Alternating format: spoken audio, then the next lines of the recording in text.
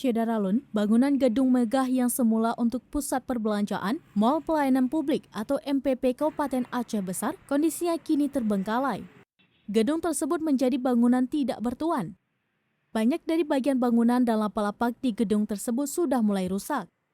Mulai dari pintu hingga sejumlah alat di dalam bangunan tersebut rusak. Di bagian dalamnya tercium bau pesing dari kencing manusia yang membuat hidung tersiksa. Sejumlah patung manekin juga bergeletakan di lantai gedung. Gedung itu terlihat megah namun tidak ada pelayanan yang berlangsung. Sangat disayangkan gedung megah berkonstruksi 3 lantai itu tidak dimanfaatkan dengan baik oleh pemerintah Aceh Besar.